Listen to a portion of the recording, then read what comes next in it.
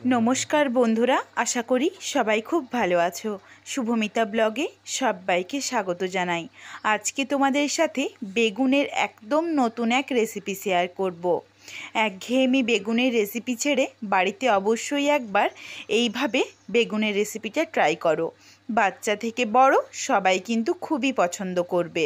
আর যদিও রেসিপিটা একদম নতুন ধরনের, সবার কিন্তু ভীষণ ভালো লাগবে। রেসিপিটা কেউ স্কিপ করো না। স্কিপ করলে কিন্তু কিভাবে রেসিপিটা বানালাম বা কি মশলা অ্যাড করলাম সেটা স্কিপ করে যাবে, তখন কিন্তু রেসিপিটা খেতে এতটা ভালো হবে না। তাহলে চলো রেসিপিটা দেখে নেওয়া যাক। এখানে আমি প্রথমেই বটিতে করে বেগুনগুলো গোলভাবে একটু মোটা করে কেটে নিচ্ছি, তবে বেশি মোটা করা যাবে না, তাহলে ভেতরটা কাঁচা থেকে যাবে। আর ওই গোলের মধ্যেই আরও একবার করে চিড়ে নিচ্ছি, একদিকটা কিন্তু জোড়া থাকবে, বাকিটা চিড়ে নিচ্ছি। ঠিক কিভাবে কেটেছি তোমাদের একটু দেখিয়ে দিই। এইভাবে কিন্তু বেগুনগুলো কেটে নিতে হবে। আমার বটিতে সুবিধে হয়েছে, এই জন্য আমি বটিতে কেটেছি, তোমরা ছুরিতেও কাটতে পারো। এইদিকে দেখো বেগুনটা ধুয়ে পরিষ্কার করে দিয়ে দিচ্ছি স্বাদ অনুযায়ী লবণ, অল্প একটু হলুদের গুঁড়ো আর লঙ্কার গুঁড়ো। এরপর হাতে করে বেগুনগুলো খুব ভালোভাবে বেগুনের এই পিঠ ওই পিঠ দুই পিঠেই কিন্তু ভালোভাবে লাগিয়ে নিচ্ছি। বেগুনগুলো ভালোভাবে মেখে রেখে দিলাম। এরপর একটা মশলার পেস্ট বানাবো। তার জন্য নিয়ে নিচ্ছি হাফ চামচ রাই সর্ষে, বড় চামচের 1 চামচ পোস্ত। প্রথমেই আগে রাই সর্ষে আর পোস্তটাকে একটু গুঁড়ো করে নেব, তারপর এর সাথে আরও কিছু উপকরণ অ্যাড করব। এটাকে যদি প্রথমে গুঁড়ো করে নেওয়া হয় তাহলে কিন্তু মিক্সিং জারের মধ্যে বাটতে সুবিধে হয়, নইলে কিন্তু দানা থেকে যাবে। এদিকে দেখো সুন্দরভাবে গুঁড়ো হয়ে গেছে। এরপর এতে দিয়ে দিচ্ছি স্বাদ অনুযায়ী লবণ, 1 মুঠো ধনেপাতা কুচি আর একটা কাঁচা লঙ্কা। ঝালটা তোমরা যেমন খেতে পছন্দ করো সেই অনুযায়ী ব্যবহার করো। একদমই সামান্য হাফ চামচের মতো জল দিয়ে এটাকে মিহি করে পেস্ট বানিয়ে নেব। একদমই বেশি জল দেওয়া যাবে না, তাহলে কিন্তু এটা মশলাটা একটু জল জল মতো হয়ে গেলে তখন বেগুনের মধ্যে ভরা যাবে না, বেরিয়ে যাবে। সুন্দরভাবে দেখো বাটা হয়ে গেছে। তবে এই বাটাটা যদি শিলনোড়াতে বাটতে পারো তাহলে কিন্তু জলের পরিমাণটা বুঝে একদম শক্ত করে বেটে নেওয়া যায়, সেটা আরও ভালো হবে। এরপর এই মিশ্রণটার মধ্যে দিয়ে দিলাম হাফ চামচ সর্ষের তেল। সর্ষের তেল দিয়ে ভালোভাবে নাড়াচাড়া করে মিশিয়ে নিয়েছি। আর এই পেস্টের মধ্যে রাই সর্ষে রয়েছে, সেটা লবণ দিয়ে বাটা রয়েছে, এটা কিন্তু কোনোভাবেই তেতো হবে না। লবণটা দিয়েছি শুধুমাত্র এই মশলার জন্য, ঠিক যতটুকু লবণ লাগবে ততটুকুই দিয়েছি। এরপর একটা মিক্সিং বোল নিয়েছি, তার মধ্যে নিয়ে নিচ্ছি 3 চামচ বেসন, তার সাথে দিয়ে দিচ্ছি 3 চামচ কর্নফ্লাওয়ার। তোমাদের হাতের কাছে যদি কর্নফ্লাওয়ারটা না থেকে থাকে তাহলে তোমরা চালের গুঁড়ো দিতে পারো, বা যদি চালের গুঁড়ো বা কর্নফ্লাওয়ার কোনোটাই পাচ্ছ না তখন কিন্তু বেসন দিয়েও এটা বানিয়ে নিতে পারো। তাহলে একটু খাবার সোডা দিতে পারো, তাহলে কিন্তু বেশ মুচমুচে হবে, সেটা খেতে ভীষণ ভালো লাগবে। বেসন কর্নফ্লাওয়ার দেওয়ার পর দিয়ে দিলাম হলুদের গুঁড়ো, লঙ্কার গুঁড়ো, কালো জিরে আর স্বাদ অনুযায়ী লবণ। এইগুলোকে খুব ভালোভাবে শুকনো উপকরণ মিশিয়ে অল্প অল্প করে জল দিয়ে একটা ব্যাটার বানিয়ে নেব। একসাথে বেশি জল দেব না, অল্প অল্প করে জল দিয়ে খুব ভালোভাবে ফেটিয়ে ফেটিয়ে ব্যাটারটা বানাবো, যাতে মুচমুচেটা খুব ভালোভাবে হয়, তাহলে খেতে ভীষণই ভালো লাগবে। তোমরা চাইলে কিন্তু এর সাথে 1 চামচ গোটা পোস্তও দিতে পারো, তবে এখানে আমি আর পোস্তটা ব্যবহার করলাম না, শুধুমাত্র কালো জিরে দিয়েই বানালাম। তোমরা চাইলে পোস্ত বা কালো জিরে এই দুটোও দিতে পারো, সেটাও খেতে ভীষণ ভালো হয়।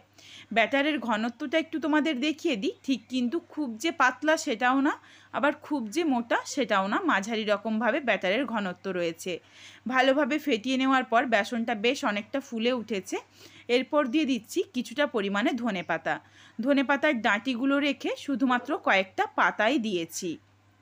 ধনেপাতা দেওয়ার পর ভালোভাবে মিশিয়ে নিয়েছি। এর যেই মশলাটা বেটে রেখেছিলাম সেটা বেগুনের মধ্যে ভরে দেব। অল্প অল্প করে মশলার পেস্ট নিয়ে বেগুনের ভেতরটাতে ভালোভাবে লাগিয়ে দেব। এই পুরটা কিন্তু খেতে ভীষণই ভালো লাগে বেগুন ভাজার পর। আর বেগুনটা তোমাদের আরও একবার ভালোভাবে দেখিয়ে দিই, খুব কিন্তু মোটা নেই, তোমরা দেখেই বুঝতে পারছো। আমরা ঠিক যেমন বেগুন ভাজার জন্য কাটি তার থেকে একটু মোটা করে কাটলেই হবে।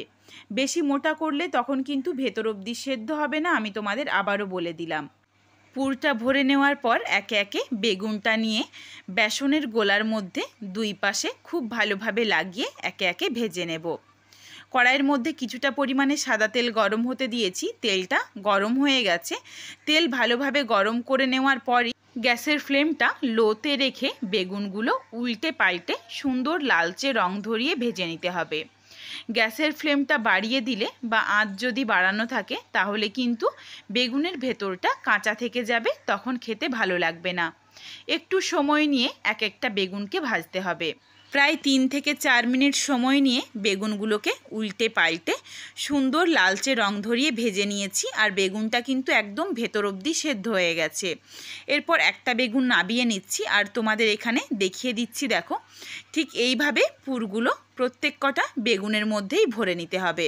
আর আমি যেটুকু মশলা রেডি করেছিলাম সেটুকু মশলা কিন্তু এই পুরো বেগুনটাতেই লেগে গিয়েছিল। তোমরা যদি এরপর বেগুনের পরিমাণ বাড়িয়ে বা কমিয়ে নাও, সেই ক্ষেত্রে মশলার পরিমাণও বাড়িয়ে বা কমিয়ে নিতে পারো। সম্পূর্ণ নিরামিষ বেগুনের এই রেসিপিটা গরম ভাত হোক বা রুটি লুচি যে কোনো কিছুর সাথেই দুর্দান্ত লাগবে, বা বিকেলে স্ন্যাক্সে। তোমরা হঠাৎ করে বাড়িতে অতিথি এলেও কিন্তু এইভাবে বেগুন ভাজার রেসিপিটাও দিতে পারো। একদম ইউনিকভাবে, খেতেও হবে দুর্দান্ত। রেসিপিটা বাড়িতে অবশ্যই একবার বানিয়ে আমায় কমেন্ট করে জানিও রেসিপিটা তোমাদের কেমন লাগলো। এইদিকে দেখো, 3টে বেগুন ভেজে তুলে রেখেছি। ঠিক সেম প্রসেসে প্রত্যেক কটা বেগুন ভেজে ফিরে আসছি। এখানে দেখো বেশ কিছু বেগুন একটা থালার মধ্যে যতগুলো ধরেছে আমি নিয়ে নিয়েছি। তোমাদের একটু ভেঙে দেখিয়ে দিই ভেতর অবধি কত সুন্দরভাবে বেগুনটা সেদ্ধ হয়েছে। একদম মুচমুচে এই বেগুন ভাজার রেসিপিটা তোমাদের কেমন লাগলো অবশ্যই জানিও।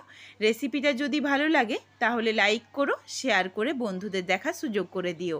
তোমরা যদি এই রকম নিত্য নতুন রেসিপি আরও পেতে চাও তাহলে অবশ্যই আমার চ্যানেলটিকে সাবস্ক্রাইব করে পাশে থাকা বেলটি অন করে অল নোটিফিকেশান অন করে দিও, যাতে আমার প্রত্যেকটা রেসিপির নোটিফিকেশান সবার প্রথমে তোমাদের কাছে পৌঁছে যায়। আবারও খুব শীঘ্রই হাজির হচ্ছি নতুন কোনো এক রেসিপি নিয়ে। পরবর্তী রেসিপি দেখার আমন্ত্রণ রইল। পুরো ভিডিওটা দেখার জন্য অনেক অনেক ধন্যবাদ। তাহলে আজকে আসি, সবাই ভালো থেকো, সুস্থ থেকো। আবার শীঘ্রই হাজির হচ্ছি নতুন কোনো এক রেসিপির সাথে।